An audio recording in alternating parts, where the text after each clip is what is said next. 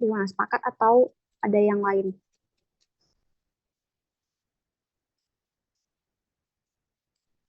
Kalau dari saya boleh Kak, responsi Apa? soal-soal dulu. Kasih besar sedikit deh, Saya bisa kecil soal, sekali. bisa kayaknya soal-soal dulu Kak, baru Ya, materi. oke, oke, soal-soal dulu ya. Nah,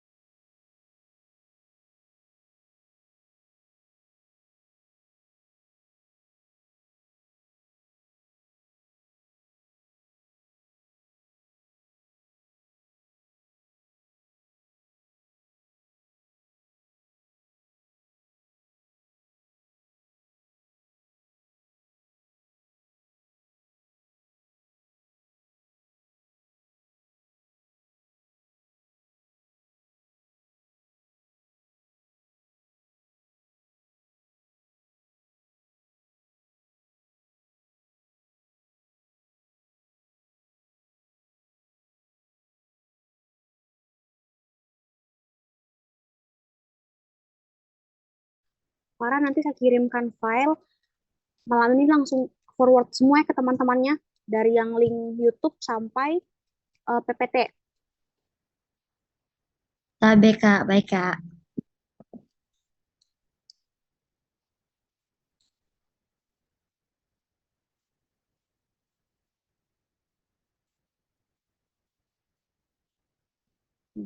Nah, Bismillahirrahmanirrahim kita mulai untuk yang komposisi darah. Nah, ada tiga komponen sel dalam darah yang paling penting. Ada yang saya sebutkan apa?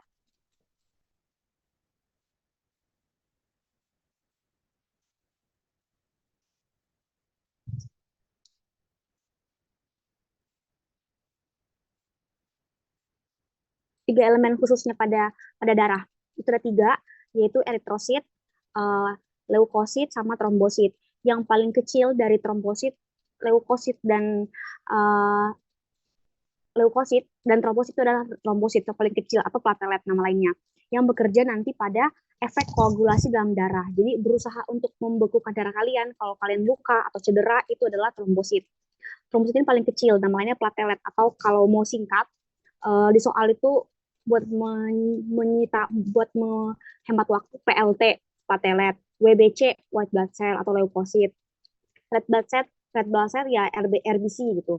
Nah, itu dari tiga elemen sel darah yang paling penting buat kalian paham. Nah, terus nanti di dalam darah itu bukan cuman kita bilang tentang darah warna merah, bukan. Tapi ada namanya nanti plasma darah sama serum darah. Ada yang tahu bedanya plasma sama serum?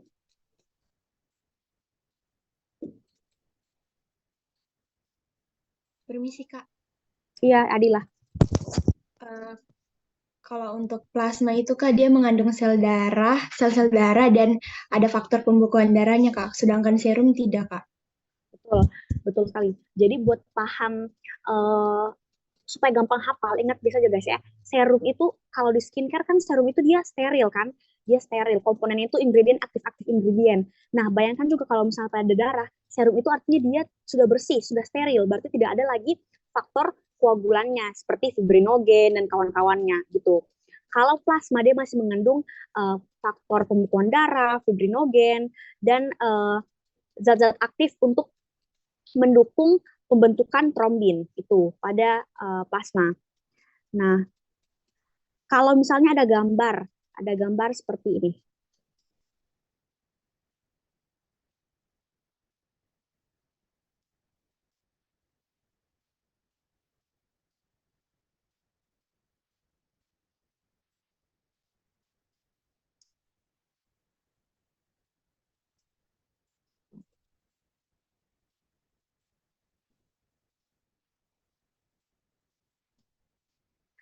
Kira-kira janganlah gambar. Kira-kira kalau teman-teman saya sebutkan Bavikot atau lapisan Bavikot, sudah tahu kan Bavikot itu apa? Di bagian fisiologi sudah dipelajari toh, diajar.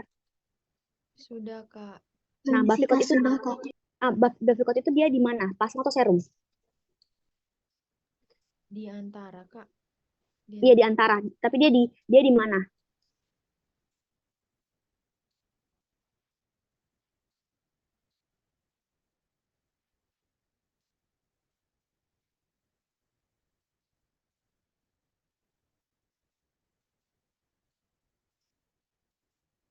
Jadi biofikot itu dia lapisan lapisan lapisan yang eh, terdiri dari terdiri dari platelet dan juga white blood cell. Dia di satu satu tempat yang di bawahnya plasma gitu loh.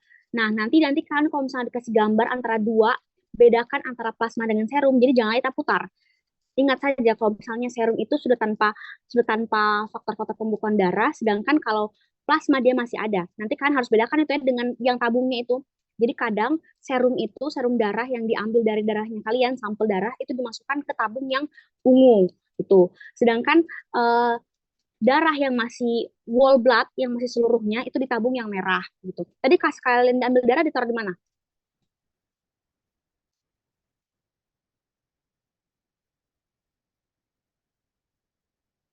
Ya, berarti karena yang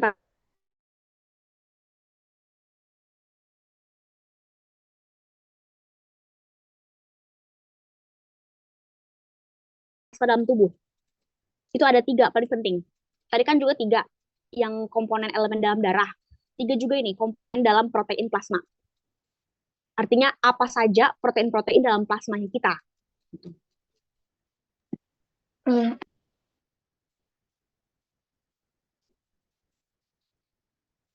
Ini no, pokoknya siapapun yang mau bicara langsung langsung off mic saja, langsung on mic saja ya. Jadi kita sistemnya recall dulu, baru langsung ini. Iya, tidak usah raise hand, langsung langsung bicara saja ini. Kak, tapi kakak share ini, share PPT. Tidak jadi.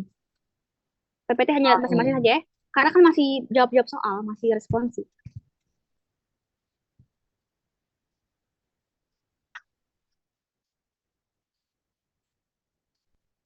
Ayo yang tahu tiga protein plasma terpenting. Permisi Kak. Iya, iya, Tapi mohon maaf kalau salah Kak. iya, iya. Globulin, albumin, sama fibrinogen Kak. Ya itu albulin, globulin sama fibrinogen. Yang paling kecil molekulnya itu albumin. Ingat ya, yang paling mudah larut di air dengan yang paling ringan itu albumin. Dia paling ringan tapi justru dia yang paling banyak dalam protein plasma. Hampir seluruhnya itu albumin. Kira-kira ada yang tahu kenapa dia paling mudah larut dalam air? Tadi sudah saya kasih tahu sih. Karena dia yang paling kecil. Jadi kalau kita beratnya paling kecil di antara yang lain, kalau berada dalam satu larutan, otomatis dia paling mudah larut toh. Sedangkan kalau globulin itu dia lebih besar, paling besar lagi sebenarnya, itu dia susah untuk larut, jadi dia bisa mengendap. Gitu. Ini sejauh ini ada yang ingin tanyakan? Nah, terus kalau untuk soal-soal tentang berapa berat jenisnya antara fibrinogen, albumin sama globulin itu hampir tidak ada. Cukup kalian tahu yang mana paling kecil, mana paling besar. Misalnya itu gini, urutkan protein plasma dari yang berat molekul tinggi ke rendah gitu. Jadi yang mana paling berat terus diurutkan sampai yang paling ringan. Yang paling ringan itu albumin ya. Kalau misalnya ada sumber lain atau ada kayak bahan belajar lain yang beda dengan saya, langsung di ini ya, langsung dipotong saja. Oke. Nah, terus fibrinogen ini paling penting juga perannya karena fibrinogen ini bukan cuma sebagai faktor faktor pembekuan darah, tapi dia juga sebagai aktor dalam sistem koagulasi. Kan faktor pembekuan darah ada berapa? Ini yang mau jadi asil soal kira-kira berapa? Berapa faktor pembekuan darah? 13 Kak. 13. 13. Oke. Saya mau tanya, kira-kira faktor yang disebut sebagai Stuart power, faktor itu di faktor keberapa? 10 kayaknya Kak. Ya, ya 10. Kalau yang akselerator? Kurang tahu Kak. Akselerator itu 7, kayaknya 7. 7, 7 atau 6. Yang paling penting itu yang sering itu 7 atau 6. 7 dan 10. Karena itu yang sering muncul di proses pembekuan darah. Yang dari munculnya luka, kemudian pembuluh darah mulai menyempit, terus muncul ada agregas trombosit. Itu kalian tahu secara ini saja ya, secara sederhana. Intinya kalau sudah mulai luka, maka terjadi vasokonstriksi, kemudian terjadi pengeluaran trombokinase gitu-gitu ya. Itu pokoknya kan apa saja itu. Takutnya nanti ada soal yang bilang bagaimana mekanisme sederhana dalam pembekuan darah gitu. Tapi tadi ingat ya, tiga itu, albumin, fibrinogen, dan globulin. Itu jawaban untuk pertanyaan sebutkan 3 protein plasma dalam tubuh gitu. Nah, terus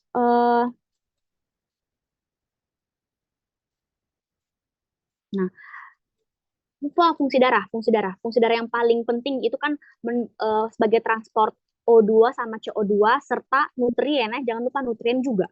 Karena eritrosit itu kan dia mempunyai unsur hemoglobin. Nah, hemo dan globin, bukan heme dia sebenarnya. Heme dan globin. Heme itu besi, globin itu protein yang berbentuk seperti globular, makanya dibilang globulin. Nah, jauh ini paham?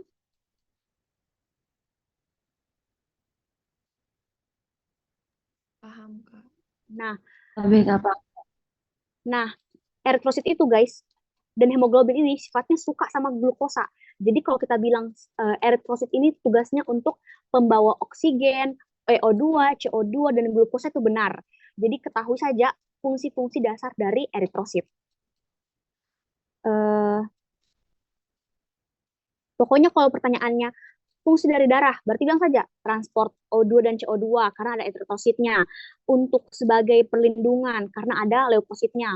Untuk sebagai faktor koagulasi darah karena ada trombositnya, gitu-gitu. Pokoknya hal-hal dasar.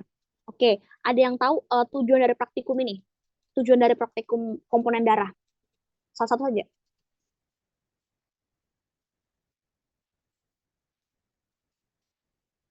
tapi Kak untuk mengetahui adanya koagulasi pada darah. Ya, tadi saya ulang lagi, apa faktor koagulasi yang berperan dalam darah? Contoh-contohnya, contoh-contoh faktor Trombosit, Kak. trombosit, apalagi Fibrinogen, Kak. fibrinogen. Kira-kira ada lagi tidak? Ada, Kak. Apa itu? Itu, Kak, protombin. Ya, protombin dulu ya, boleh, boleh. Kan nanti protombin jadinya ini kan, trombin toh? Ini sih kayak, Kak. Nah, pokoknya itu.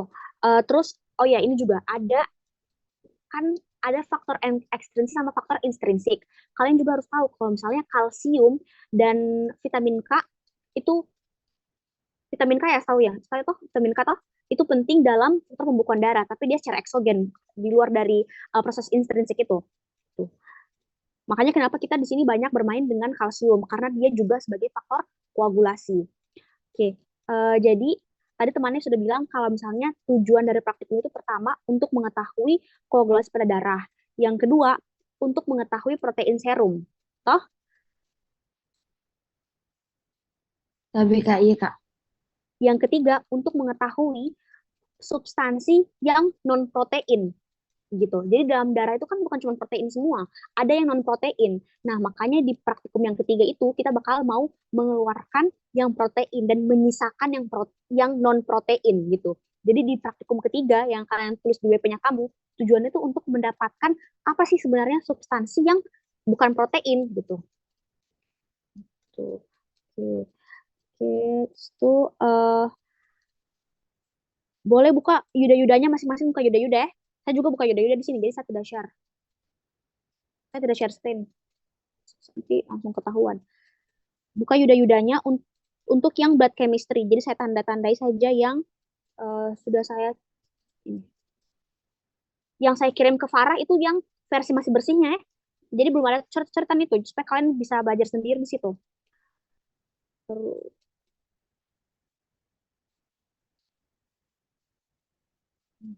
oke, kita pindah pertama ini. Eh tadi komposisi darah kan? Halaman pertama sudah buka semua toh? Eritrosit, leukosit, trombosit. Sudah buka semua ini. Anu juga. Sudah boleh Tapi guys saya Kak, punya sudah Kak. ini Permisi, Kak, boleh. sudah, Kak.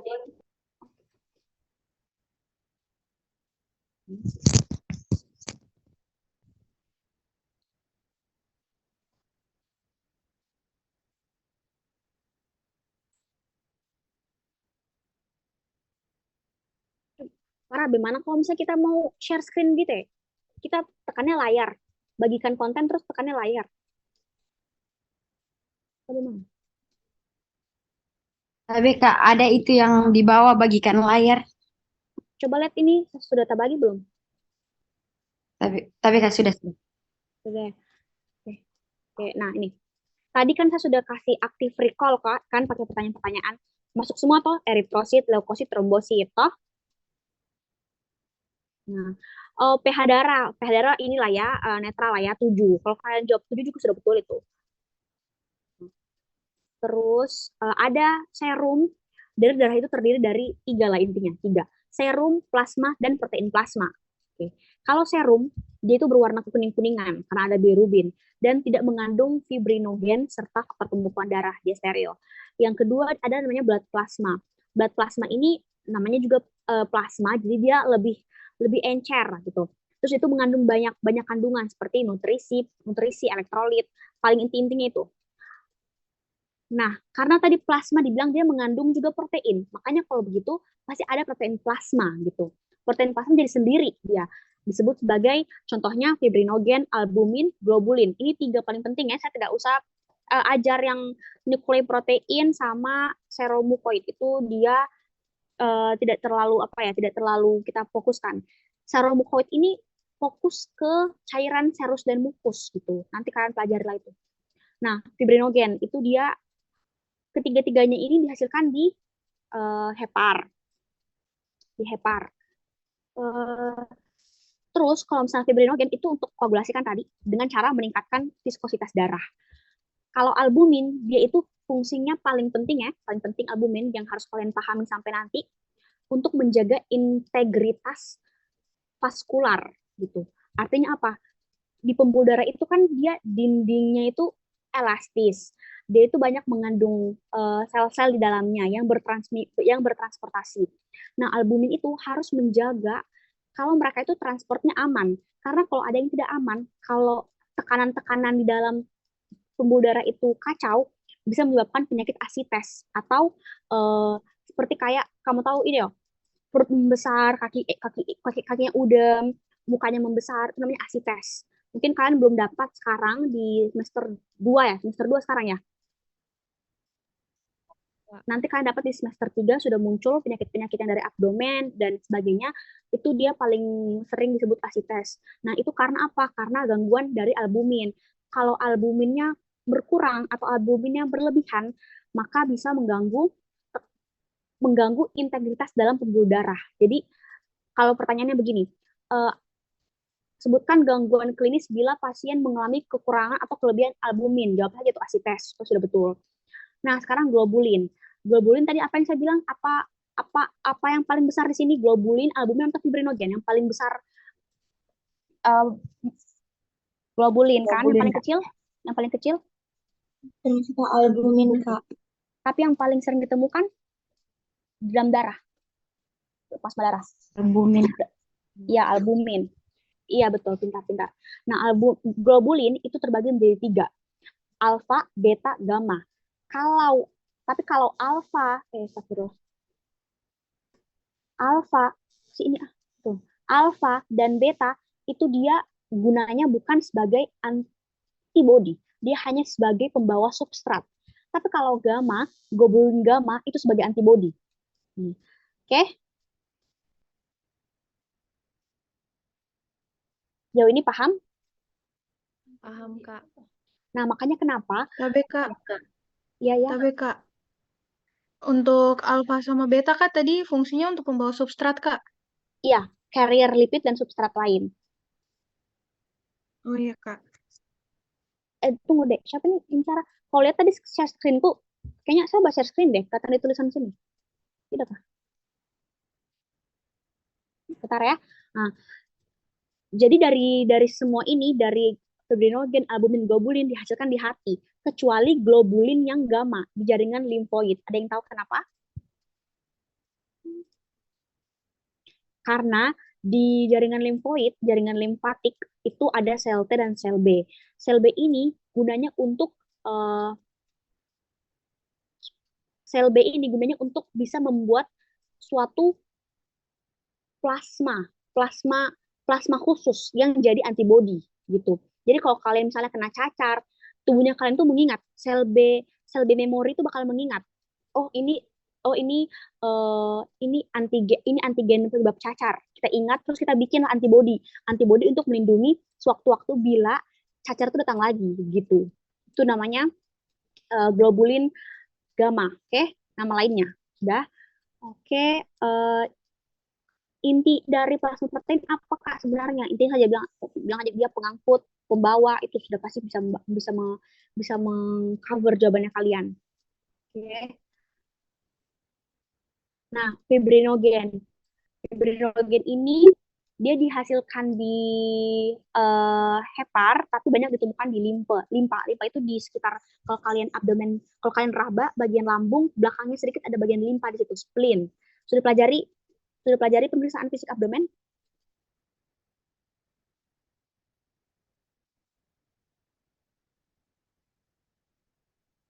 Oke, oke. Nah, fibrinogen ini larut dalam air bebas garam. Tapi tidak terlalu penting ini info-info yang dia larut tidak dalam air bergaram, dia larut tidak dengan air yang tidak ada garamnya. Tidak penting, tidak terlalu penting.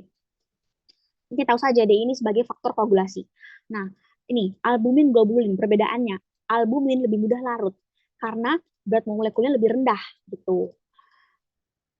TIE ini saya sebenarnya lupa ini apa. Nanti besok saya cari tahu, saya kasih tahu ya kalau saya kasih tahu ke Farah aja ya. Kalau saya sudah dapat.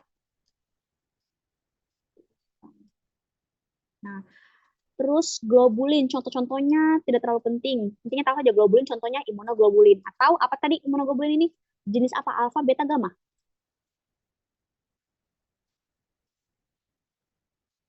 Gamma, Kak. Gamma ya, udah. Nah, eritrosit, sudah. Tadi saya kasih tahu toh. Dan ini sebagai transport. Dah. Jumlah ini, sebenarnya ini, jadi gini, kalau untuk soal, kalian mau belajar untuk prospeknya untuk soal, Ibu Iya itu selalu kasih soal tentang prinsip, itu selalu pasti ada prinsip atau peran-peran, misalnya perannya fenol apa gitu-gitu itu peran-perannya. Nah, tapi karena Ibu bilang kita ini kedokteran, jadi pasti ada unsur-unsur klinisnya. Misalnya kayak gangguan kalau misalnya eritrositnya kurang atau hemoglobinnya kurang gitu.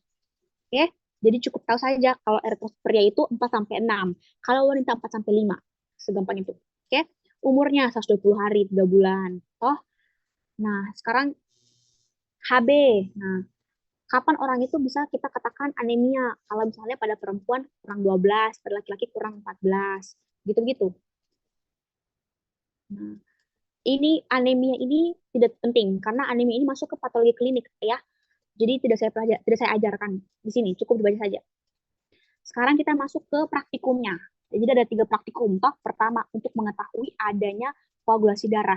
Makanya kenapa di sini eksperimen of blood chemistry-nya pertama blood coagulation. Kita mengetahui dulu pertama efek kalsium dan fibrin. Ada yang tahu tadi bagaimana efek kalsium? Dia sebagai apa kalau dalam darah? Sebagai pengangkut nutrien kah atau sebagai apa? Apa? Ya, iya, apa ini? Iya, pembekuan darah. Nah, apalagi kalau dia bergabung dengan oksalat toh. Nah, terus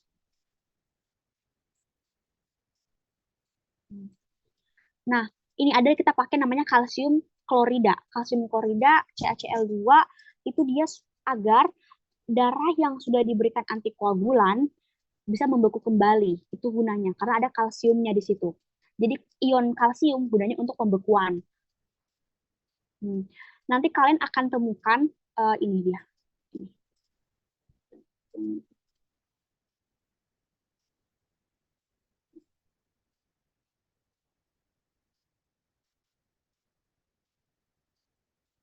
Parah kayaknya ini sudah mau habis deh 10 menitnya. Nanti ini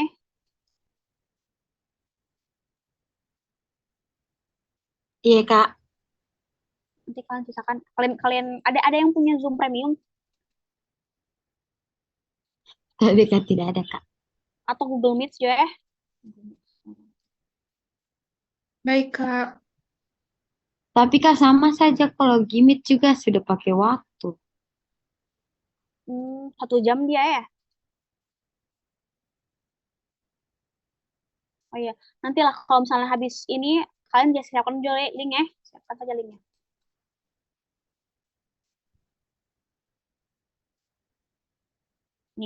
hitung ini. Ini harus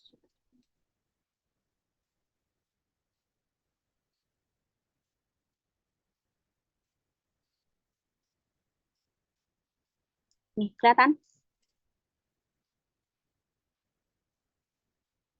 Iya, Kak, Tes, tes. kelihatan. Kelihatan? Nanti ini hasilnya. Kalian siapkan 2 tabung. Pertama darah oksalat, yang pertama darah non-fibrinogen atau non-fibrin. Jadi tidak ada fibrinnya. Nah, nanti pasti darah oksalat itu membeku, tapi darah non-fibrin atau defibrin tidak membeku. Jadi nanti kalian kalian bakal dapat siapkan 2 tabung. Kalau menurut WP berapa tabung? 2 tabung toh?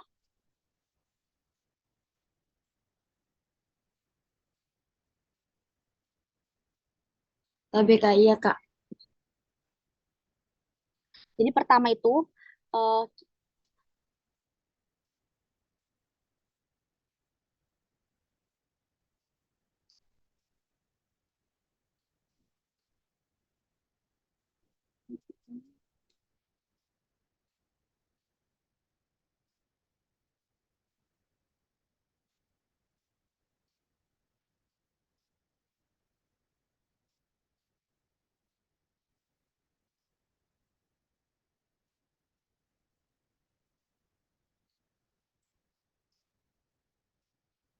tadi kalau yang bagian teori sudah toh, sudah mulai cukup toh?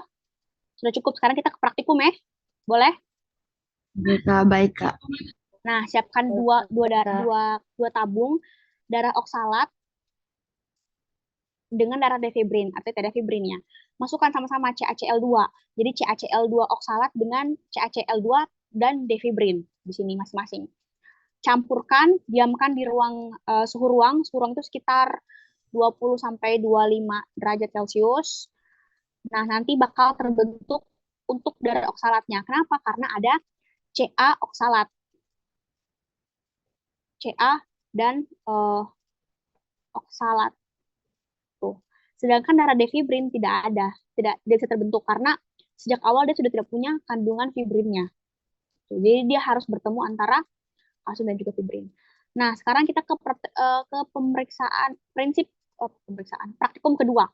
Praktikum kedua itu apa yang kedua tujuannya tadi? Untuk menentukan, untuk mengetahui protein serum, toh? Permisi Kak, iya Kak. Nah, di sini kita mainkan peran dari amonium sulfat. Amonium sulfat ini ada yang tahu gunanya untuk apa? Sulfat. Permisi Kak, untuk pengendapan Kak. Ya, pengendapan karena amonium sulfat ini sifatnya higroskopis atau dia mudah menyerap dari cara absorpsi maupun adsorpsi. Dia bisa kedua-duanya. Makanya kenapa kita mau menambahkan serum dengan amonium sulfat buat tahu kira-kira apa saja larutan atau protein-protein yang bisa ditangkap oleh amonium sulfat itu. Dia bakal membentuk endapan globulin. Kira-kira kenapa terbentuk endapan globulin?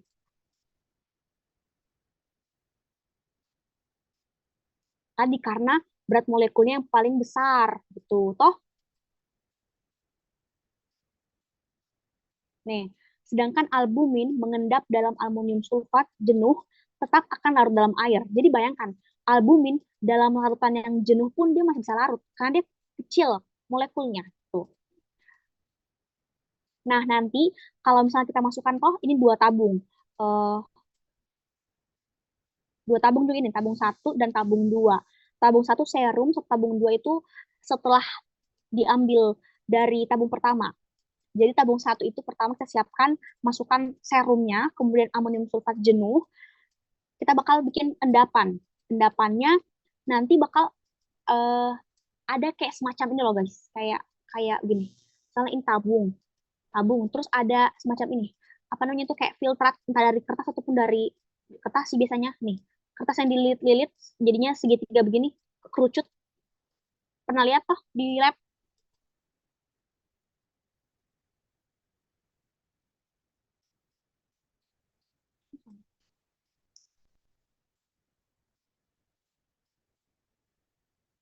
Tes tes.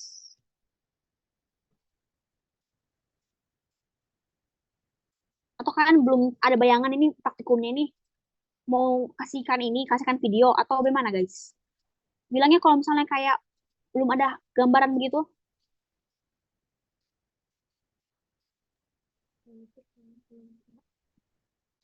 Aduh, tidak kedengaran suaranya. Kenapa?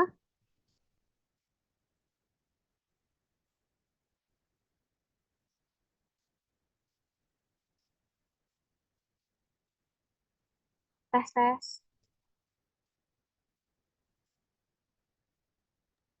Tapi Kak, ya Kak, Iya, apa nih?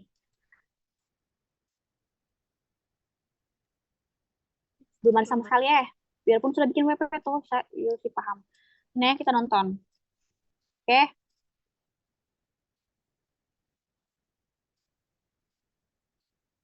Kalau tunggu Farah, Farah, kalau misalnya saya share screen begini YouTube, kedengaran kedengaran suara YouTube-nya, tapi Kak, kedengaran, kedengaran Kak. ya. Eh, Kak, ini berapa menit videonya? Tinggal 2 7. menit. Kita Kayaknya kita ganti bikin, link. iya kita ganti link aja ya. Oke, supaya cepat selesai.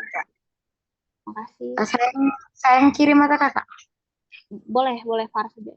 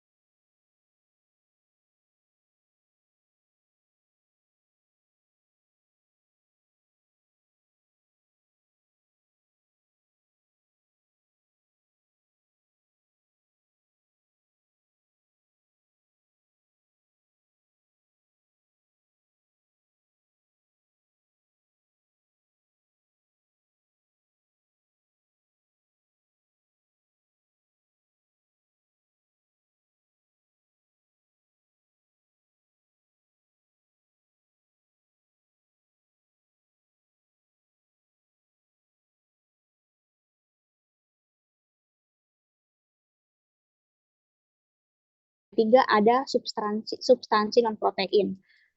Nah, protein serum ini kita pertama akan menambahkan serum dengan amonium sulfat untuk membentuk endapan globulin. Sedangkan albumin akan larut. Jadi hanya akan dua yang terbentuk, dua kejadian. Endapan globulin dan albumin yang larut. Oke. Nah, pertama ditambahkan amonium sulfat jenuh ke serum. Nanti disaring. Nanti pakai kertas-kertas begini, lipat-lipat jadi kerucut. Nanti akan terbentuk kan filtrat toh atau saringan di atas sini kan yang tersisa toh. Nah, yang tersisa. Nah, nanti uh, nanti sisa-sisa filtrat yang di sini diambil lagi, dikerok lagi, dan dimasukkan ke dalam tabung reaksi dan ditambah dengan air. Nah, nanti akan terlihat endapan globulin yang tidak larut gitu.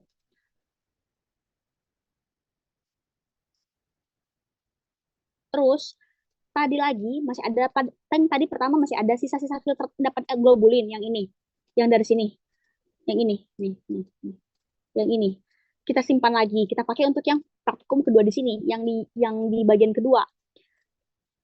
Filtrat tadi globulin ditambahkan dengan amonium sulfat jenuh lagi, tambahkan lagi, terus saring lagi endapan, tapi yang ini endapan albumin yang terbentuk, bukan lagi globulin, karena dia sudah ke penyaringan kedua, jadi sudah lebih kecil lagi yang tertangkap.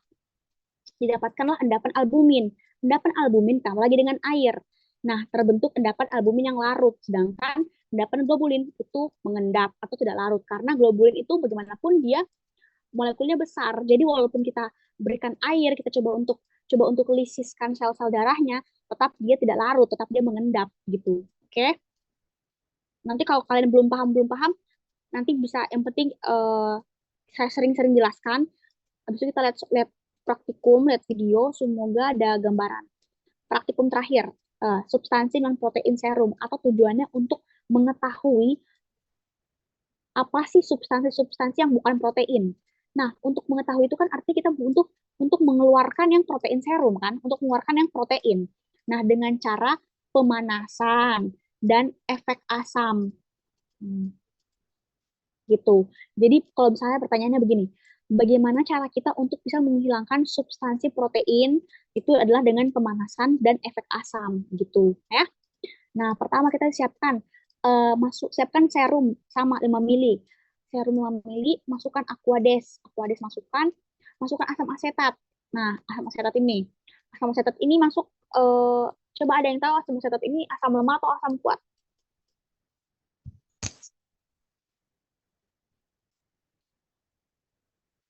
Asam lemah, Kak. Asam lemah ya. Asam lemah. Jadi walaupun dalam kondisi asam lemah pun protein itu dia bisa berdenaturasi atau terpisah-pisah gitu. Dipanaskan, sambil dipanaskan. Jadi kan pemanasan dan efek asam. Jadi efek asamnya itu pakai asam asetat. Pemanasannya biasa bunsen. Nah, saring endapan. Saring endapan nanti endapannya itu kita ambil filtratnya atau yang tersisa di saringannya itu. Kita masukkan ke dalam tabung yang baru, filtratnya, masukkan klorofenol red. Ada yang tahu fungsi klorofenol red apa? Permisi Kak, untuk indikator warna Kak. Betul, indikator warna jadi apa? Bening, pink, Warna pink Kak. warna pink. Tambahkan dengan Na2CO3, 2%. Apa itu Na2CO3? Apa natrium apa? Karbonat, Kak. Iya, iya. Nah, nanti filtratnya siap digunakan untuk percobaan lanjut. Sama juga kayak tadi yang ini dia ada kayak dari sisanya persiapan dari sisanya praktikum yang selanjutnya yang tadi pertama dilakukan lagi. Itu. Dilakukan lagi ke sini. Gitu. Ini juga filtrat siap digunakan untuk praktikum selanjutnya. Nah, kan tadi ini sudah terbebas dari protein toh, karena sudah diendapkan toh, sudah disaring kan, sudah terbebas dari protein. Itu asumsinya kita. Kita mau mengecek klorida dalam serum. Kenapa? Karena klorida itu adalah substansi non protein. Kalau ada klorida di dalam daripada serum di serum, artinya oh iya berarti ada substansi non protein berupa klorida, berupa Cl gitu. Sejauh ini paham? Atau ada yang terputar-putar? Permisi Kak, paham Kak. Paham? Nah, eh,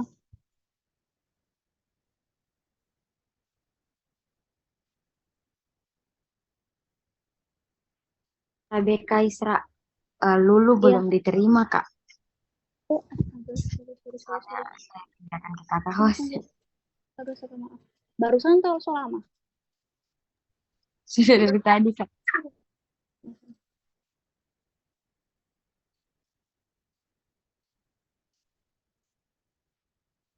Lulu maaf ya, saya tidak lihat tadi.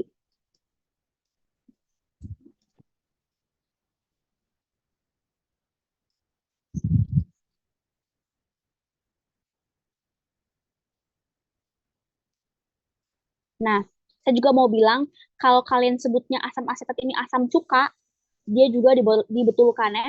Jadi gunanya itu selain dia untuk bisa eh, menghilangkan kandungan-kandungan protein, dia juga untuk bisa menurunkan pH. Kenapa? Karena kalau pH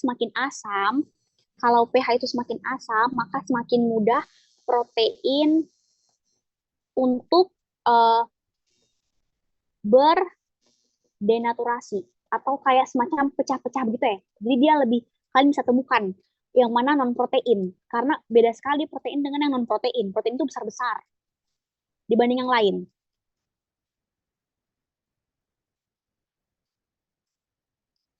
Nah, jadi asam cuka gunanya untuk bisa merendahkan pH agar bisa mendenaturasikan unsur protein atau substansi protein gitu. Nah, sedangkan kalau tadi apa tadi temanmu yang lain lagi? Klorofenol red ini apa gunanya tadi?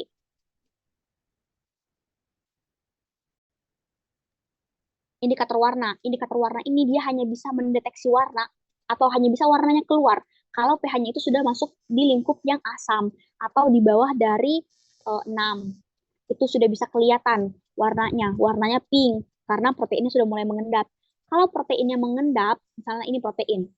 Proteinnya mengendap, berarti yang lain ini kan, misalnya ini protein.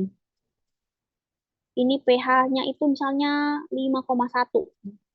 Dimasukkan ke organoid red. Terbentuk endapan protein di bawah sini. Berarti kalau endapan protein di bagian bawah, berarti bagian daripada supernatannya, bagian dari larutan yang ini, itu berarti yang non protein toh, karena proteinnya sudah terjebak di bawah. Terjebak di bawah karena apa? Karena asam asetat gitu. Jadi asam asetat itu menciptakan suasana asam agar protein bisa mengendap dan berdinaturasi. Jauh ini paham? Paham, Kak. Pokoknya kalau ada yang mau bilang ulang-ulang Kak, gini-gini itu langsung potong saja ya. Nah, sekarang kan kita sudah asumsikan ini kan, oh iya, proteinnya sudah mengendap, berarti sisa-sisanya ini non protein gitu ya. Itu asumsinya kita. Nah, jadi kita masukkanlah lagi filtrat bebas protein. Artinya apa? Kita ambil yang ini. Kita ambil yang ini. Kita ambil yang ini, kita masukkan ke praktikum yang ini, praktikum deteksi klor dalam serum. Nah, kita mainkan pakai HNO3 di sini. HNO3 pekat ini gunanya untuk bisa mengubah klorida yang organik menjadi anorganik. Nah, kalau Kak, kenapa harus anorganik? Itu tidak ada pertanyaan. Intinya kalau kalian ingat saja, Cl organik menjadi Cl anorganik, supaya sudah betul.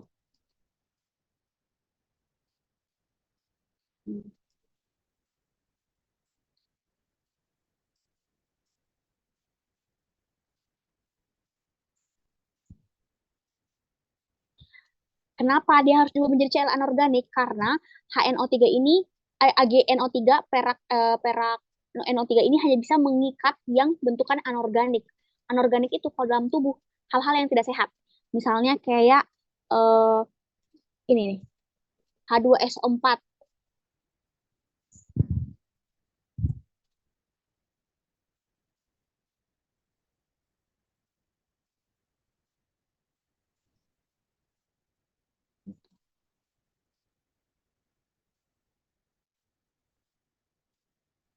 Oke, ada banyak ya. Bukan cuma klorida ternyata. Ada juga deteksi fosfat. Kalau tadi deteksi klorida, sekarang deteksi fosfat. Nah, bedanya kalau fosfat dia pakai amonium molibdat. Membentuk amonium fosfomolibdat karena sudah terikat fosfatnya tadi, fosfat yang tadi kita mau dapatkan di filtrat yang ini, ini itu sudah terikat dengan amonium molibdat. Kan ini kalian tidak tahu toh, ini tuh entah ada Cl-nya kah, entah ada fosfatnya kah, entah ada kandungan kandungan dari misalnya dari natrium kah, itu kalian tidak tahu toh. Jadi makanya kita mau tahu dari sini.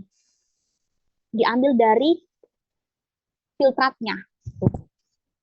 Nah, kalau misalnya deteksi fosfat, endapan itu bakal berwarna kuning lemon.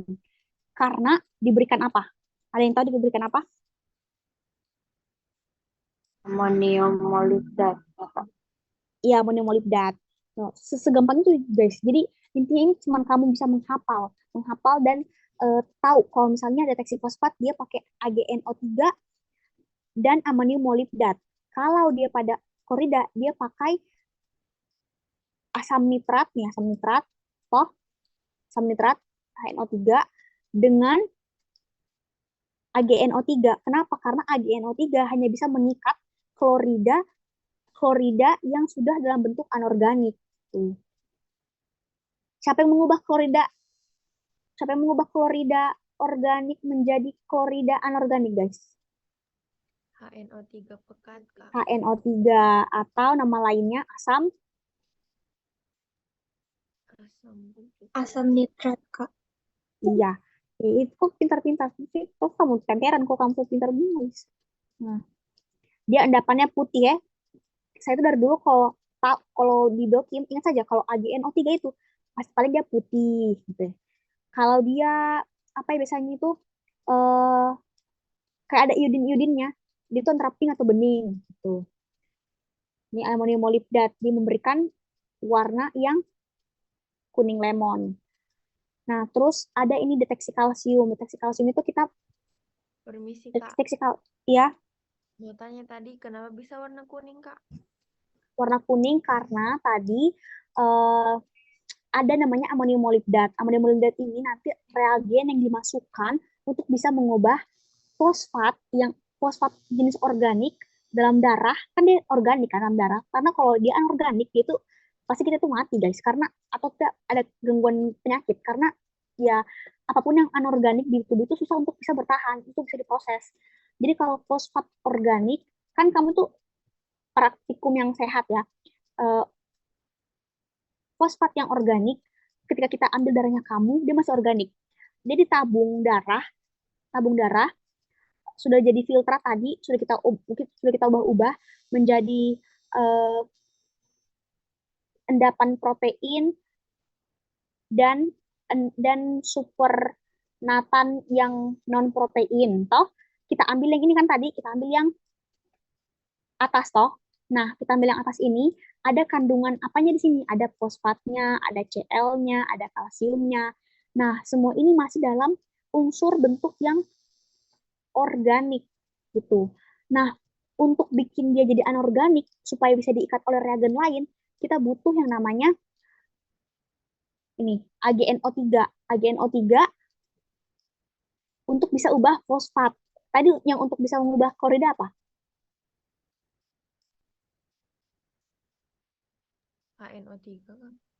Iya, HNO3. Kalau fosfat itu kan tadi eh, AgNO3. Toh, nah, jadi mereka ini harus diubah ke dalam bentuk yang anorganik untuk bisa dideteksi warnanya dengan reagen amonium molibdat. Kalau untuk yang fosfat, amonium molibdat ini hasil akhirnya bakal jadi warna kuning kalau memang betul ada fosfatnya. Sedangkan kalau pada deteksi klorida akan berwarna putih kalau dia ada klorida yang dideteksi oleh perak NO3. Ingat guys, kalau perak pasti hasilnya itu putih. Kalau misalnya kita mau mendeteksi apapun dengan perak, putih itu pasti indikatornya. Kalau mau molibdat wanita atau mangan, biasanya itu diwarnanya kuning-kuningan. Nah, sekarang kalsium. Kalsium itu paling sering sekali dia keruh.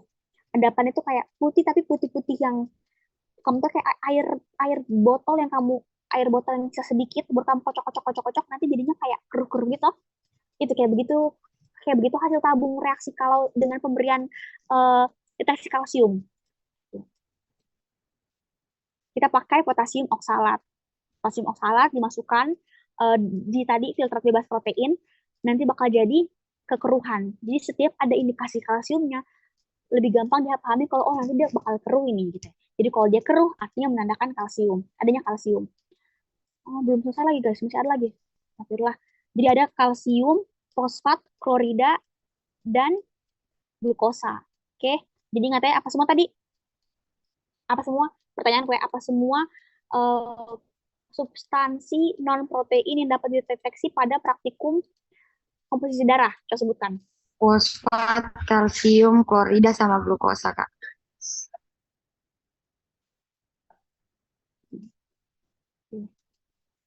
Nah, kalau glukosa dalam serum. Glukosa dalam serum itu kita pakai namanya gliserol. Gliserol ini dia semacam lemak. Kan kalau protein itu kan unsur terkecilnya asam amino. Kalau karbohidrat itu kan bentuk terkecilnya itu glukosa. Nah, kalau lipid atau lemak itu paling terkecilnya itu adalah asam lemak bebas dan gliserol gitu. Ini kalian pokoknya buat pelajari apapun kalian pahamin intinya nanti kalau semester 3 kalian sudah lepas dari biokim, sudah tidak dengan biokim lagi, sudah tidak ketemu biokim, ini kamu paham karena apa ya? Apalagi kalau ketemu dokter David dan dokter-dokter histopatologi atau dokter-dokter biomedik lain itu paham sekali tentang yang kayak protein, karbohidrat, lipid itu. Karena penyakit-penyakit itu banyak dari sini dasar-dasarnya, hal-hal kecil. Kembali lagi, untuk mendeteksi glukosa kita pakai gliserol yang bisa mengikat CuNA2CO3 memberi suasana basah karena ini. Oh, mengikat Cu dan Na2CO3 memberi suasana basah karena ada natriumnya kan, natrium CO3, natrium bikarbonat memberikan suasana basah hingga mengubah glukosa menjadi enol reaktif. Enol itu apa? Enol itu semacam kalau saya tidak salah, enol itu semacam kandungan alkohol juga kayak fenol, etanol tuh. Coba teman-teman cari enol itu bagaimana?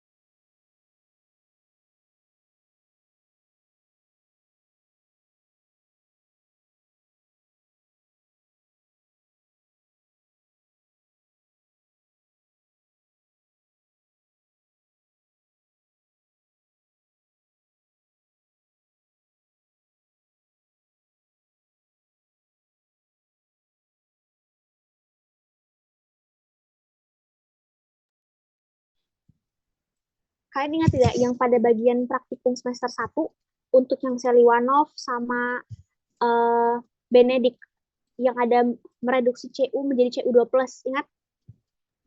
Ingat. Tidak ingat?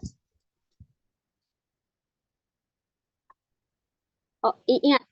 Ingat toh? Nah, dia sama juga kayak begini. Karena dia sama-sama mendeteksi glukosa juga. Jadi kalau kalian sudah mulai lupa, nanti kalau ada soalnya tentang bagaimana prinsip dari mendeteksi glukosa pada serum untuk praktikum substansi non-protein. Ini saja itu. Ini saja itu, mereduksi Cu menjadi Cu2+. Kak, boleh ulang. Yang mana? Yang tadi soal mereduksi Cu menjadi Cu2+ itu, Kak. Nanti kalau misalnya lupa, misalnya ada pertanyaan tentang bagaimana prinsip dari deteksi glukosa dalam serum.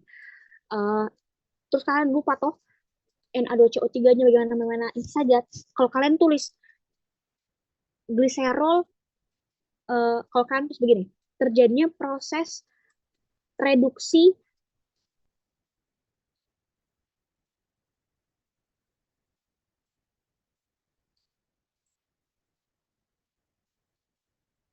restas. Iya, Kak.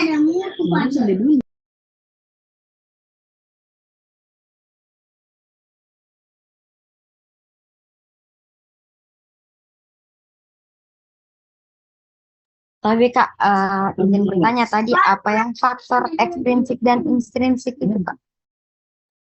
Kalau faktor ekstrinsik intrinsik itu kalian tahu sendiri lah nanti itu kan untuk yang itu kalian harus cari sendiri tuh untuk yang dalam pembukuan darah. Tapi itu kurang kurang saya rekomendasikan sih bakal masuk di post test pretest itu. Itu lebih ke faal itu soalnya. Oke Kak, oke Kak. Tadi suaraku tadi tak potong ya suaraku yang menjelaskan ini. Cu 12. Tak potong ya? Potong Kak, cuman tadi Kakak bilang jawabnya mereduksi Cu2+ menjadi Cu.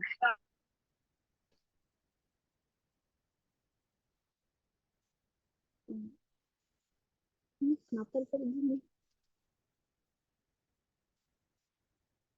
Soalnya dia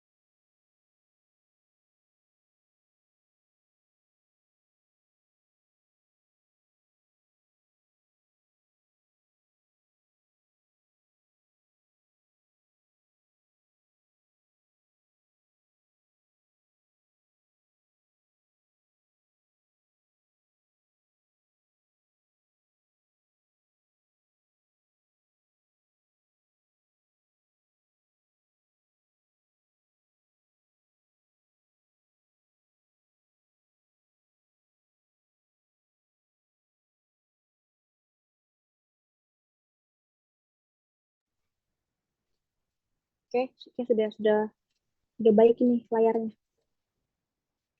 Nah, kembali lagi. Nah, dia bakal bisa mengikat Cu dan mereduksi Cu2+. Jadi Cu2+ itu dia bakal dapat, kan kalau misalnya kita bilang dia mereduksi, artinya Cu2 tereduksi, C2 tereduksi, berarti dia ini Cu-nya mendapatkan elektron, toh? Menerima elektron. Iya kan? Iya, Kak. Nah itu tadi, karena ketika glukosa sudah berubah menjadi enol reaktif akibat Na2CO3,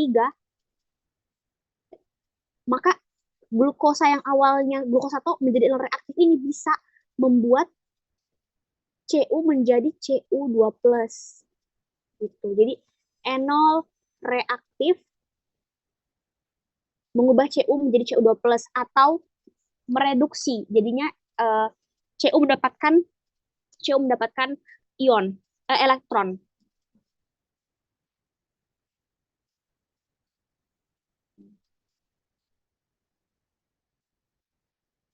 Jadi kalau misalnya untuk glukosa yang mengikat adalah gliserol, kalau untuk fosfat apa tadi? Untuk fosfat. Amonium molibdat, Kak. Untuk fosfat iya, mengikat sekaligus memberikan indikator warna. Kalau pada klorida,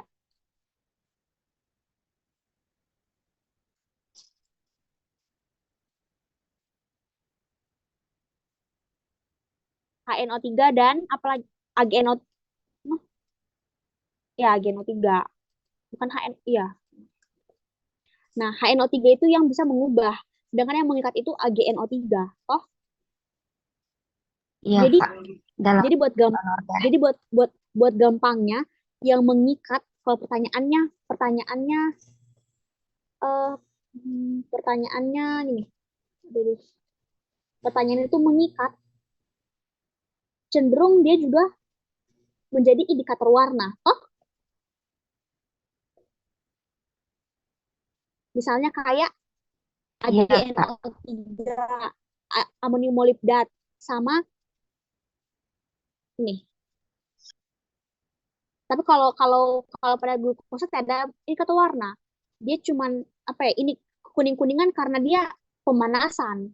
Yang pada praktikum karbohidrat kan dia karena ada pemanasan hidrolisis, jadinya dia berwarna kuning. Jadi tapi tadi indikator warna yang sebenarnya ini hanya ada dua hal yang penting, gliserol untuk mengikat dan eh, Na2CO3 untuk membuat suasana basah. Jadi kalau bilang indikator warna sebenarnya tidak ada di praktikum deteksi glukosa, hanya ada pada praktikum yang ini, praktikum fosfat dan klorida. Ya, ingat ya.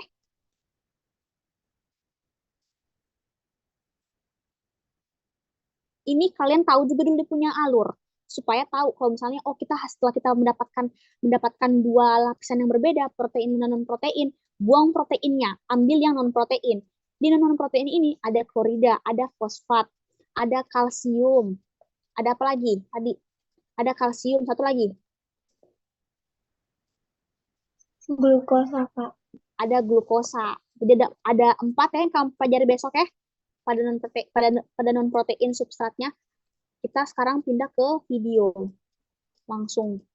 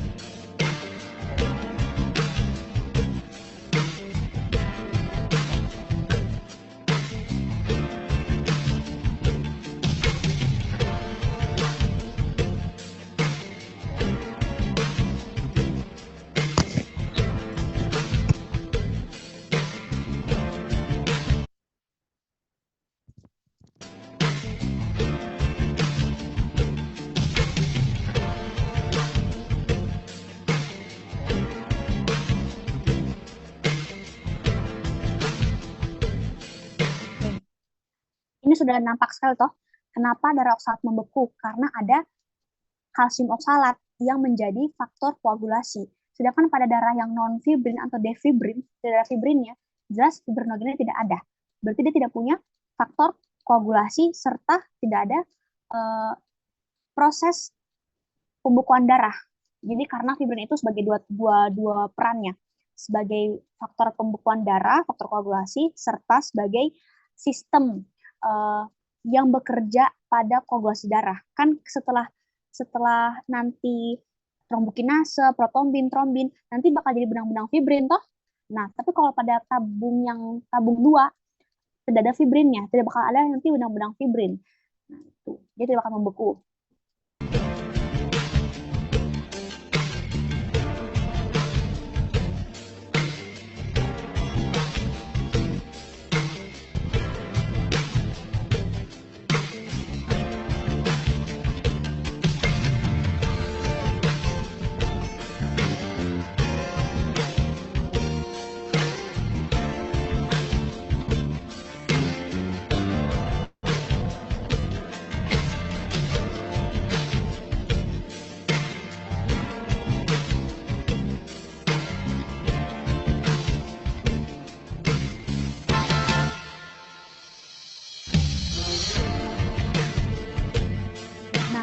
Maksudnya itu deh, kita saring pakai kertas. Nanti yang tersisa di kertasnya itu sebagai filtratnya, itu kita pakai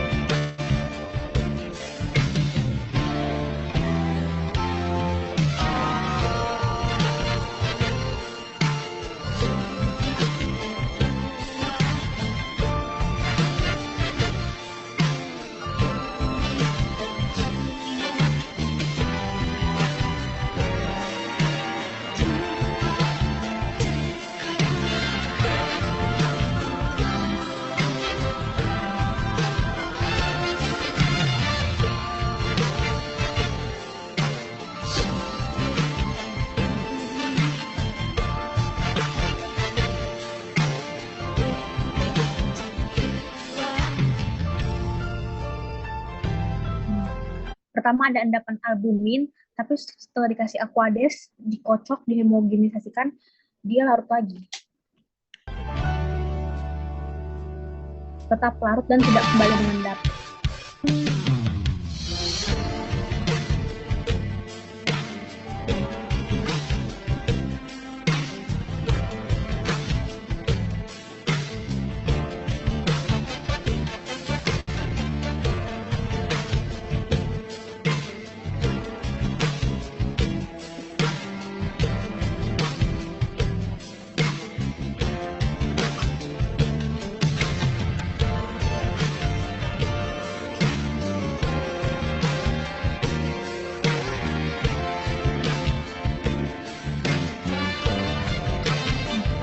Kenapa tadi kita panaskan? Kenapa kita harus panaskan? Pada praktikum substansi protein. Permisi Kak, supaya menghilangkan proteinnya Kak.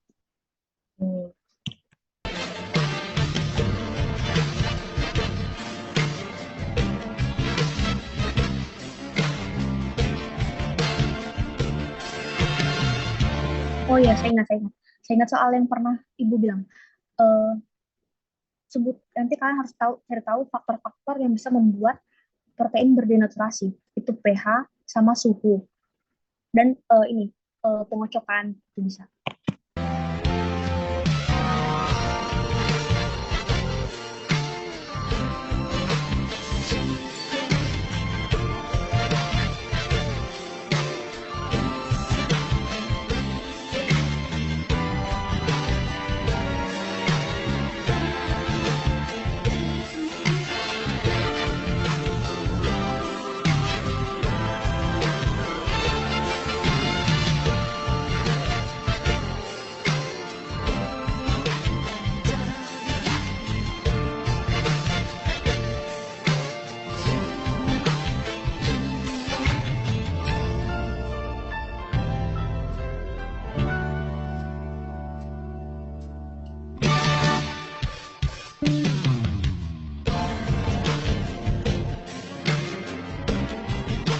Pada pH berapa proteinnya bisa mengendap? Di bawah 6 Kak. Iya, asam Pak. Ya, semakin asam, semakin pH rendah, protein semakin hancur, semakin denaturasi, semakin mengendap. Jadi bisa dibedakan antara yang protein dan non-protein. Karena sebelumnya pada serum ataupun pada plasma darah itu seperti menyatu gitu ya. Susah dibedakan mana yang protein, mana yang non-protein.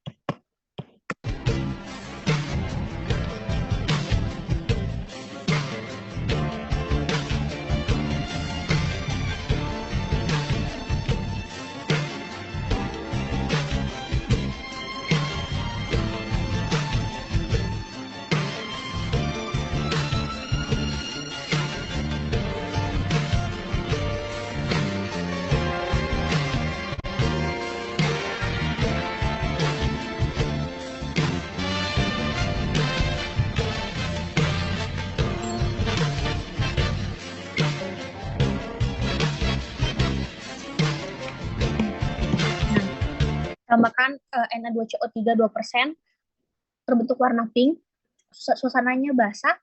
Nah, nanti filtratnya ini kita masukkan, kita simpan, coba ke percobaan selanjutnya. Makanya tadi saya sudah tekankan di prosedurnya ada beberapa kali kita pakai filtrat yang praktikum sebelumnya ke praktikum yang selanjutnya.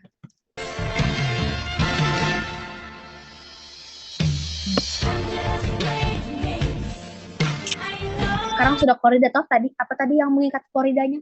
Oh bukan, mengubah klorida organik menjadi anorganik. Apa tadi?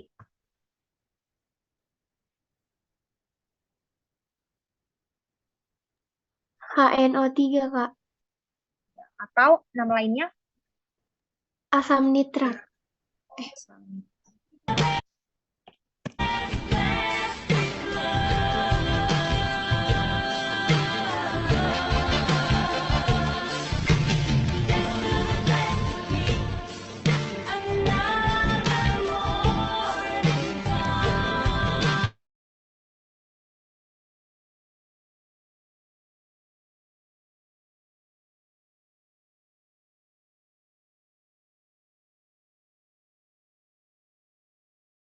Semacam itu. Nah, kalau tadi pada percobaan komposisi darah, itu sifatnya kualitatif, ya toh? Kan hanya mengamati perubahan warna, mengamati yang mana protein, yang mana non protein, mana globulin, mana yang albumin, itu hanya kualitatif. Tapi kalau penentuan kalsium dalam serum darah itu aduh, sifatnya kuantitatif. Karena kita mau tahu volume yang dibutuhkan dari eh, larutan B untuk bisa mempengaruhi warna dari larutan A itu berapa. Jadi ini nominal, kita butuh angka. Makanya itu dia kuantitatif. Oke? Jadi kalau nanti ada pertanyaan, manakah yang termasuk dari prosedur dengan prinsip kuantitatif? Berarti pilih yang titrasi atau penentuan kalsium dalam serum. Jangan pilih yang komposisi darah karena itu kualitatif. Nah, oke.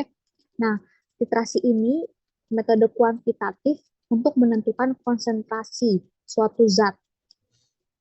Untuk tentukan konsentrasi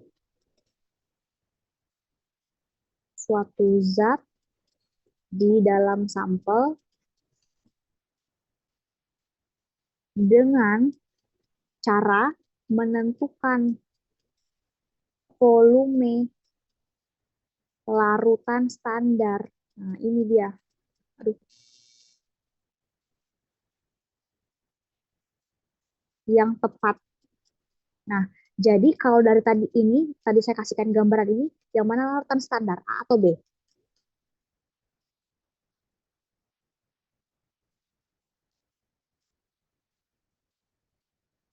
B. Yang mana larutan standar, A atau B?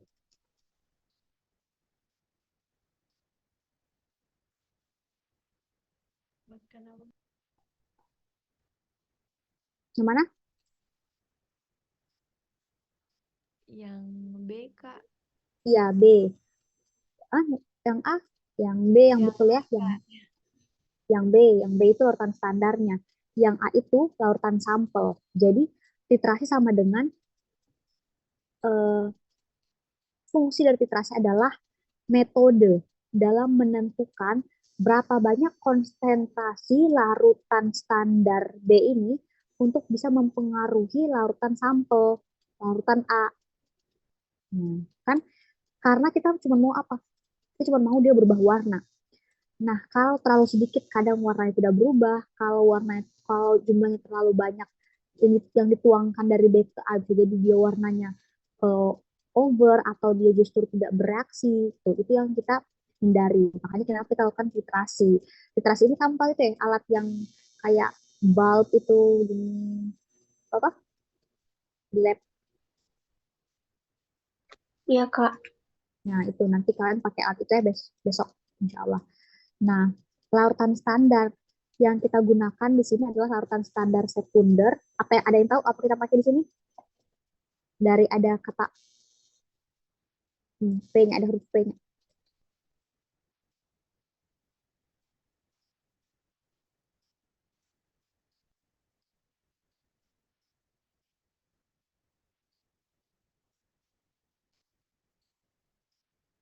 Kalsium permanganat, Kak.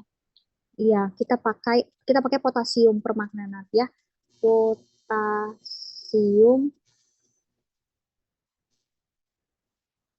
menganat. Nah, potasium permanganat ini menjadi larutan standar sekundernya, artinya yang bisa mengubah larutan A itu. Nah, prinsipnya apa? Prinsipnya Ca akan diendapkan langsung dari serum sebagai oksalat. Kan Ca2 toh, C2O Ca2 nah, menjadi C2O4. Nah, intinya dia akan menjadi endapan putih. Kalau misalnya kalsium sudah dengan oksalat, dia akan menjadi endapan putih. Jadi kalsium ini berasal dari serum. Nah, saya langsung kasihkan soal-soal. Kira-kira apa fungsinya kalsium dalam tubuh?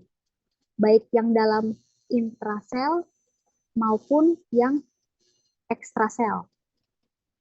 Ayo, ada yang tahu? Fungsinya kalsium. Apa? untuk penyokong tulang. Apa? Fungsinya untuk penyokong tulang, Kak. Kalau nggak salah. Penyokong tulang. Nah, penyokong tulang. Penyokong tulang ini kira-kira dia di ekstrasel atau intrasel? Di ekstrasel. Iya, di ekstrasel toh.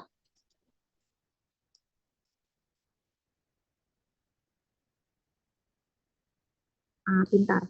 Kalau intrasel, kita main dengan sel, misalnya sel otot jantung. Itu apa? Apa namanya sel otot jantung? Cuma kamu tidak tahu ya? Yang mending kamu tidak tahu biologi dibanding kamu tidak tahu.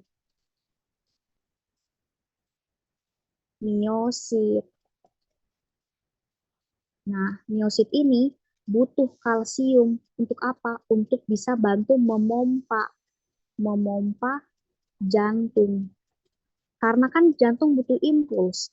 Kalsium ini kan dia berion. Kalau ada ion-ion begitu kan bisa menjadikan impuls listrik untuk jantung akhirnya memompa. Oh,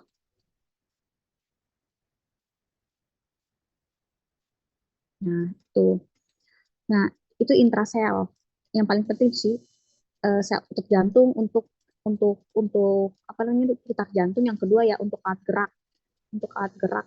Untuk alat gerak itu dia nanti akan sebenarnya kalian masih semester 2 sih. Tapi intinya kalau kalian mau bergerak itu akan ada transport kanal-kanal kalsium yang terbuka dengan natrium akan saling bergantian supaya kalian ototnya kalian tuh bisa berkontraksi itu. Jadi ya untuk kontraksi alat gerak dan untuk pergerakan sel jantung atau denyut sel jantung, pompa sel jantung. Terus itu intrasel gampang, ekstrasel. Dan kamu sudah bilang itu tadi dia tentang bagaimana kita bisa menjaga integritas dari tulang. Kalau kita bilang penyokong itu kita eh, banyak penyokong tulang itu banyak ya. Jadi kalau kita bilang matriks tulang itu lebih masuk. Hmm.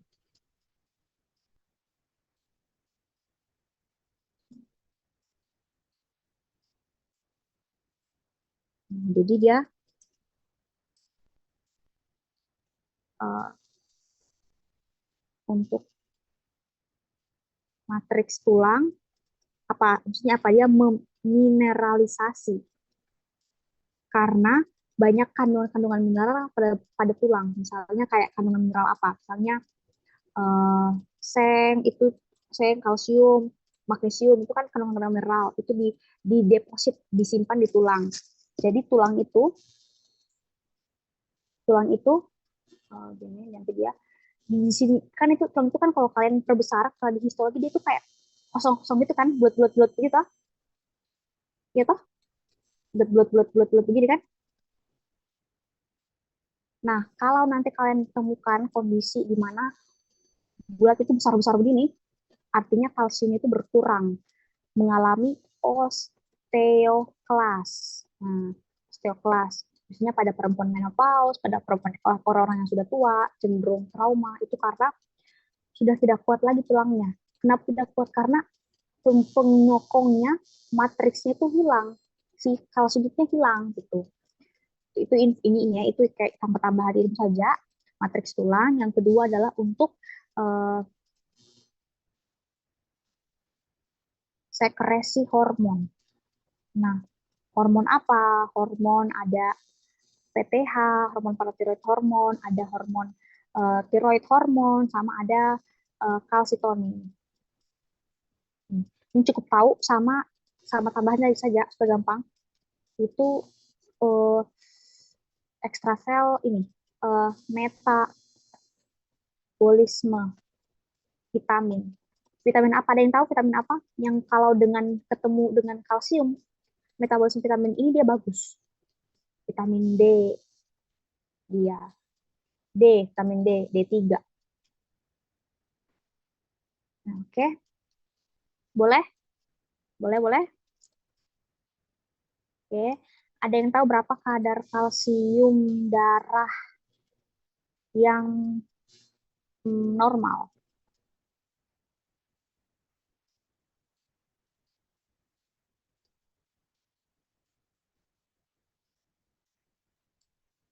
Ada yang tahu?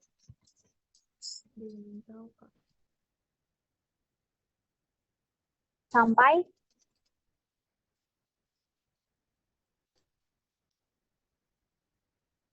ya bisa 11 miligram per desiliter mg per dl. Toh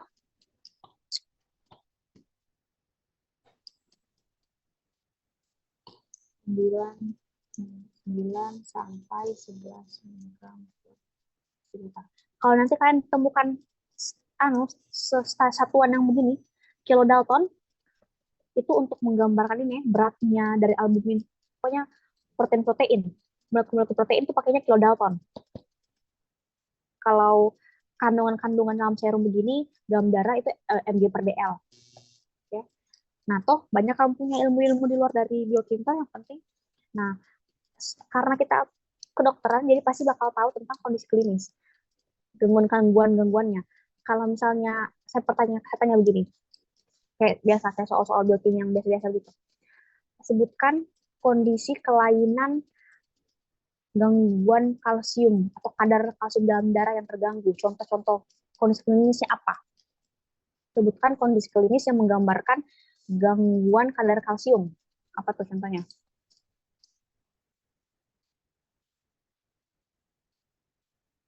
Osteoporosis. Osteoporosis. Mau yang lebih gampang, guys. Bilang aja. Hiperkalsemia. Hipokalsemia. Oh, udah. Oh, kan kadar. Kalau kadar kita berarti bilang hiper atau hiponya. Kan bagusnya kan normal. Oh, normal. Jadi bilang aja hiperkalsemia atau hipokalsemia. Nah, kalau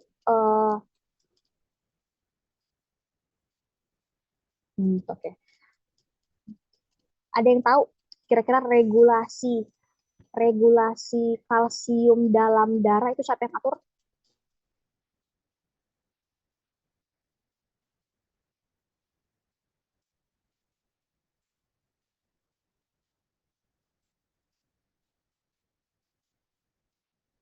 Kurang tahu, Kak. Yang tahu PTH, paratiroid hormon. Jadi tiroid itu di lehernya kalian, kalau kalian kayak raba-raba begitu pakai dua tangan, ada kayak semacam gambar kupu-kupu begini. Aduh, bukan kupu-kupu. Macam kupu-kupu. Ini. Nah, ini tiroid, tapi paratiroid itu bagian-bagian sininya, samping-samping sininya. Nah, jadi kalau orang operasi pengangkatan tiroid sangat sangat sangat cenderung juga diangkat juga paratiroid ya karena dekat sekali dengan tiroid. Nah, di sebagian-bagian tiroid ini, hormon-hormon tiroid ini ada paratiroid hormon. Jadi hormon tiroid dan paratiroid hormon tiroid dan hormon paratiroid itu ada di organ tiroid ini, organ tiroidnya kita di leher kan. Nah, mereka berdua ini berfungsi dan meregulasikan kalsium dalam darah.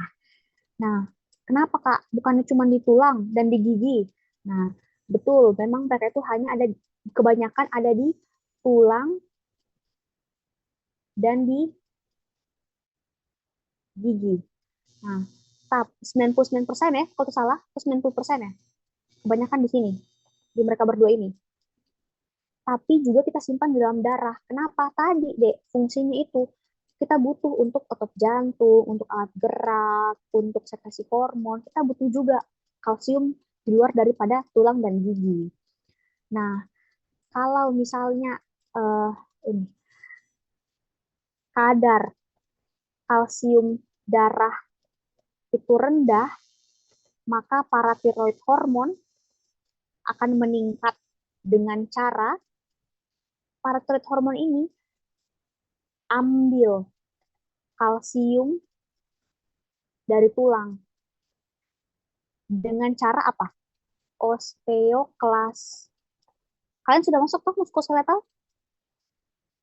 Sudah, Kak. Ada toh pelajari ini kan osteoklas? Apa? Ada. Oh, belum masuk.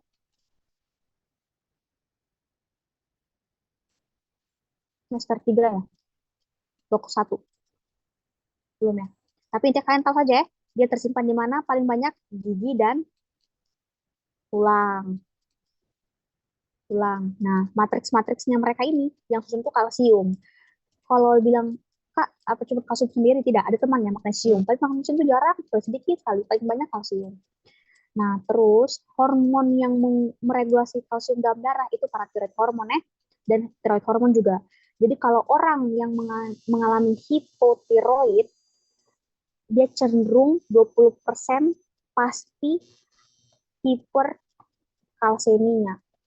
Jadi kalau temanmu tadi bilang, pertanyaannya, pato klinik atau gangguan klinis yang berhubungan dengan kalsium apa?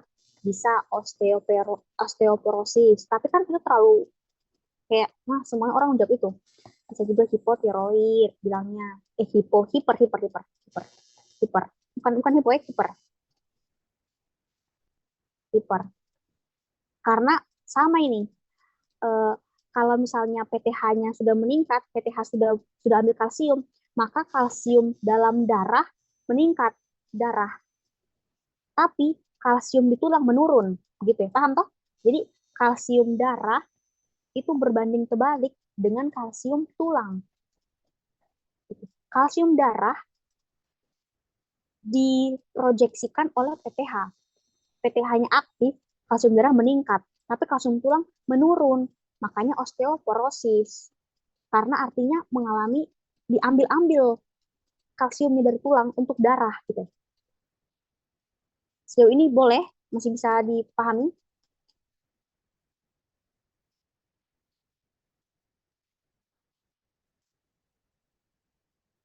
Masih bisa ya? Nah, jadi hipertiroid 1. Hiperkalsemia, hiperkalsemia, nah, hipokalsemia. Nah, ini kalian bisa jawab ini, penyakit-penyakit klinik ini. Dengan kadar kalsium normal, berapa tadi kadar kalsium normal?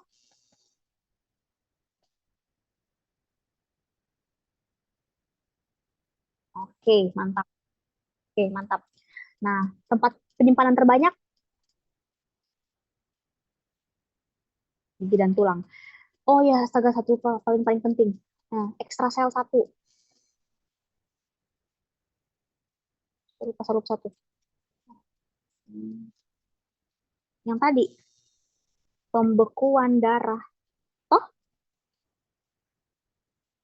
nah, kita hampir lupa.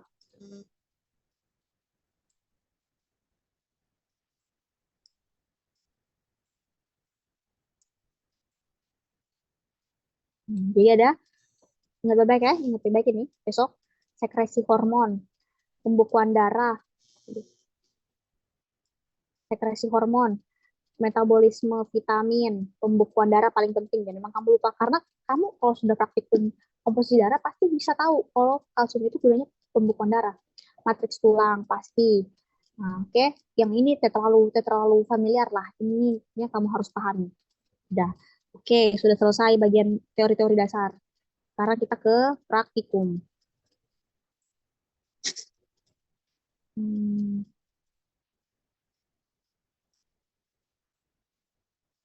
Nih, sumber-sumbernya susu. Nah, kita pakai tadi tuh soal ajar titrasi volumetri. Jenis yang digunakan adalah titrasi redox. Artinya apa? Artinya ada larutan yang menerima ion, ada yang melepaskan ion atau elektronnya. Gitu.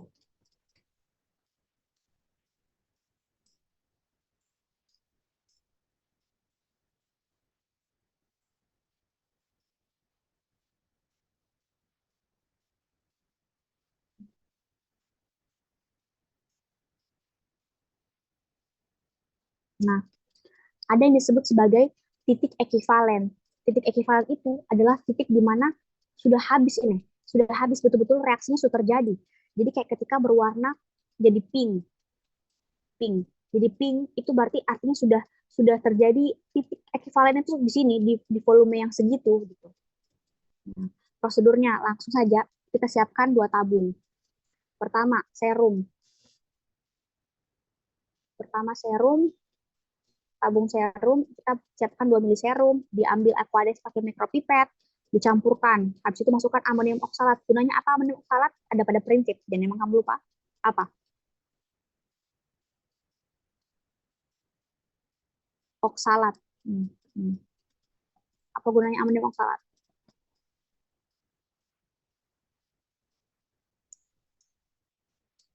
Buka yuda-yudanya kalau kita.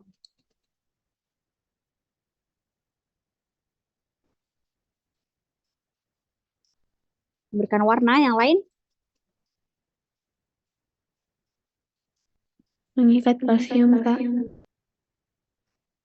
Dia mengikat kelebihan ion oksalat.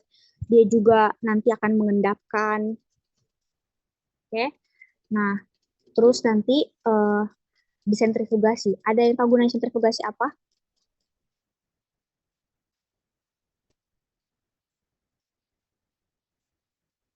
Ini sentrifugasi 1 ya. Sentrifugasi 1. Jangan lupa. Atau kita apa?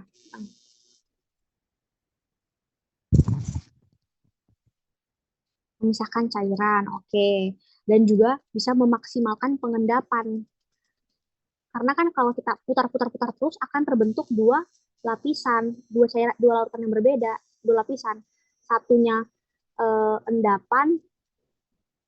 endapan atau sebutannya presipitat, atasnya kan supernatant, ya toh? Nah, artinya sentrifugasi itu gunanya ada dua tadi, toh memisahkan dan memaksimalkan endapan. Memisahkan larutan nih, larutan. Kalau kamu lupa CaCO sudah gitu saja larutan. Sudah. Berarti kamu sudah desperate sekali.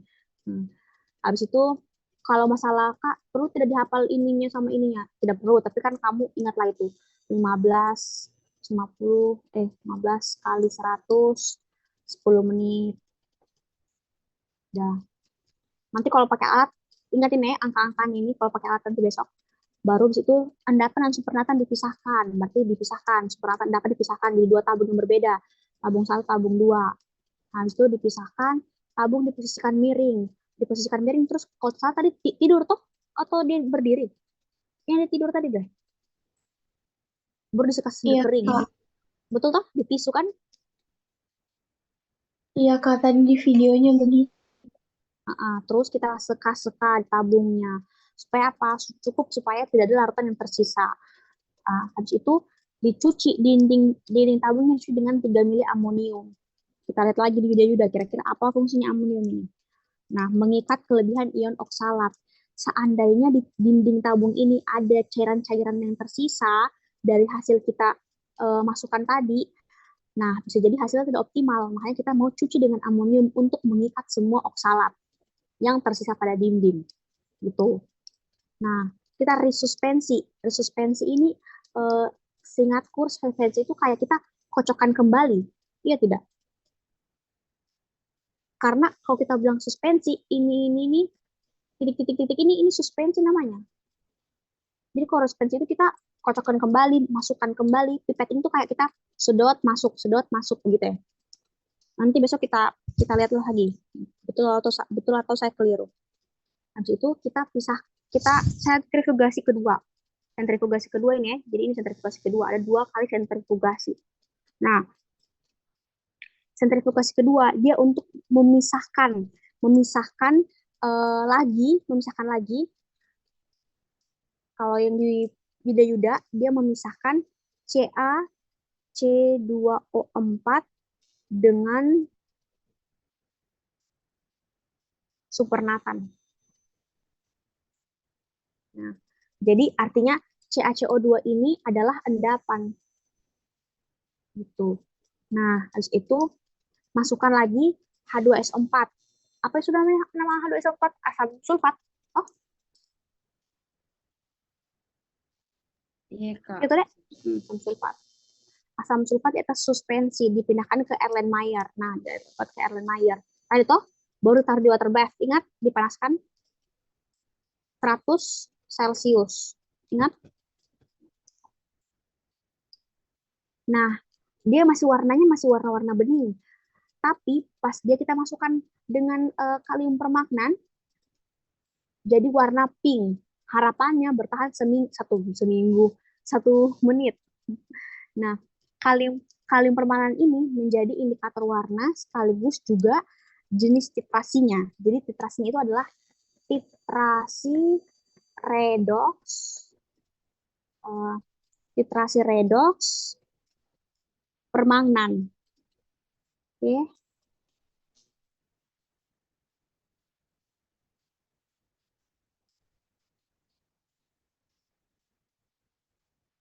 Permanganometri. Jadi kalau cuma bilang redox permagnan juga sudah betul.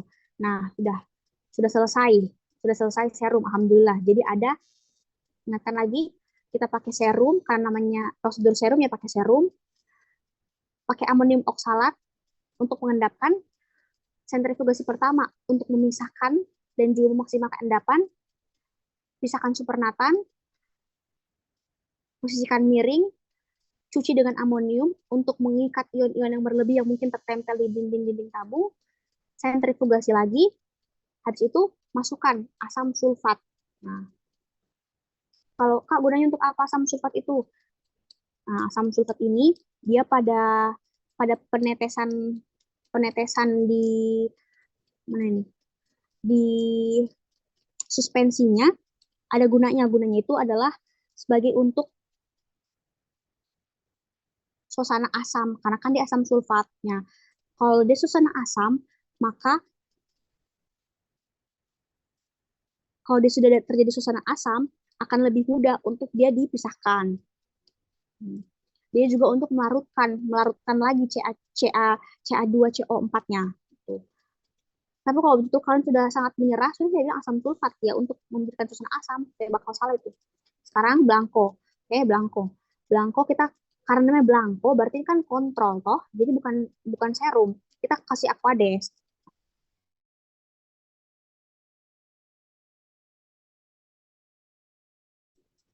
Sudah selesai ini, akhirnya dia disuspensi pakai plating lagi, cuci, baru sentrifugasi, pakai lagi H2SO4.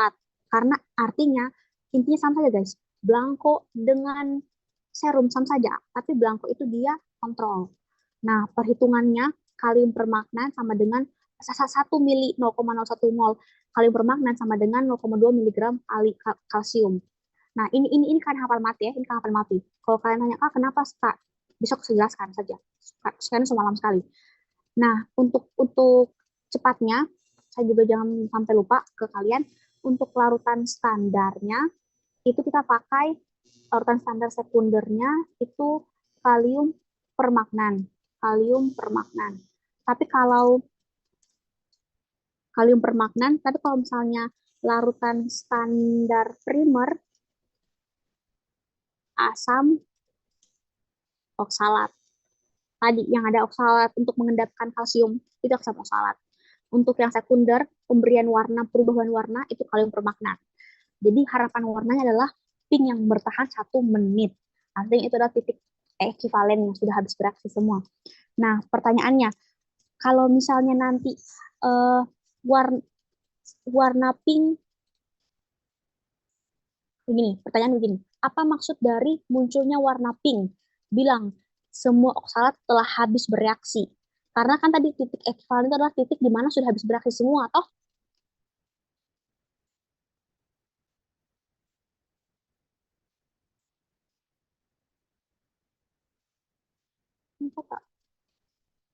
Dek, tes.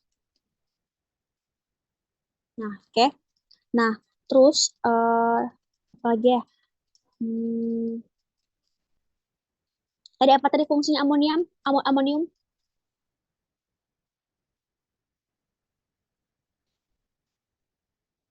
Ion-ion berlebih, ya. Nah, terus oke. Nanti mungkin kalsium ini tidak terlalu seintensif yang tadi, seintens yang konsumsi darah, tapi intinya kalau misalnya besok itu ada soal-soal yang muncul, mungkin bisa saya kasih tahu dulu ke Farah, bisa kasih gambaran ke teman-teman. Jadi jawabnya bisa lebih paham. Tapi bukan jadi patokan kalau soalnya itu ya pastinya. Oke? Baik, Kak. Ini tunggu. Sebelum lift, kalian ini satu sesi semua atau ada sesi-sesi bagaimana? Beda-beda, Kak. Satu. Sudah sesi 3. Besok itu praktikum di jam 10. Jadi kalian ada waktu banyak belajar dan juga istirahat. Oke, sudah cukup ya. Nanti saya kasihkan soal-soalnya ke Farah malam ini. Kalau besok ada tambahan soal lagi, saya kirim lagi. Oke? Oke, baik. Iya, makasih. Assalamualaikum. Permisi Kak, terima kasih banyak Kak. Terima